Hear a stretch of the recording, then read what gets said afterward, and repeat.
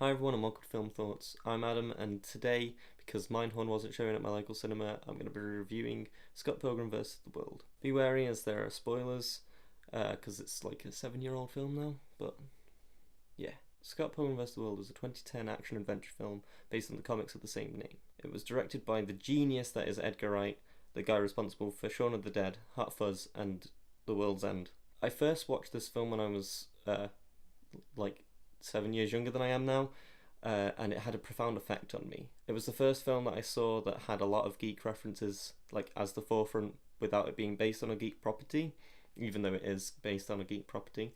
But I didn't know that at the time. Now, as I've grown up, the film is even more relevant to me.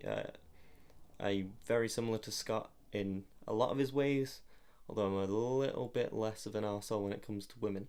The story is about 22-year-old bassist Scott Pilgrim, played by Michael Cera in his prime, falling in love and trying to get with the new girl in town, Ramona, played by Mary Elizabeth Winstead. It's not as simple as just asking her out though, as Scott is currently dating high school student Knives, played by Ellen Wong, and Ramona has 7 evil ex-boyfriends. 7 evil exes. Sorry, exes that need to be defeated in order for him to date her. It's all as goofy as a video game, a theme that runs throughout the movie. The rest of the cast are all amazing and memorable, from Scott's bandmates Stephen, played by Mark Webber, Kim, Alison Pine, and Neil, Johnny Simmons, to his sister Stacey, played by Anna Kendrick before she got famous off Pitch Perfect, and his gay roommate Wallace, played by Kieran Culkin. Even some of the extras are highly memorable too, such as this one in the party scene that says, "She's got some battle scars, dude."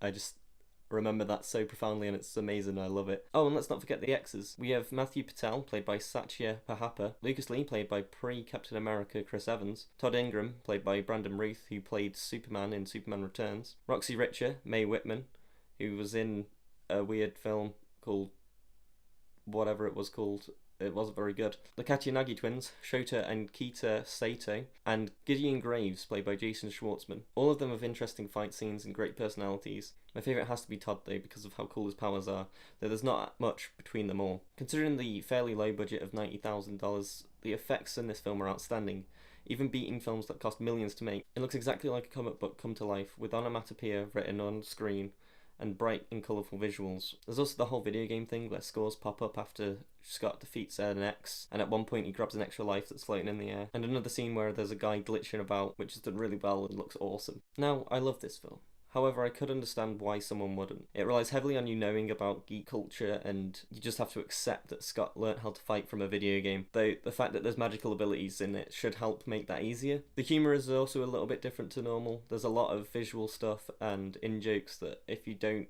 understand the joke, you won't get it. It's also a little over the top, and if you can't stand over the top things, you're not going to like it. But if you can get over the top stuff and are a fan of geeky things, there's a good chance you'll love this movie. I highly recommend you go out and buy the Blu-ray or stream it somehow, because it's definitely a film that deserves more attention than it does, and it's personally my favourite film of all time. Thanks for watching, guys, and leave a like and subscribe if you enjoyed the video. Let me know your thoughts on Scott Pilgrim in the comments below. Bye-bye.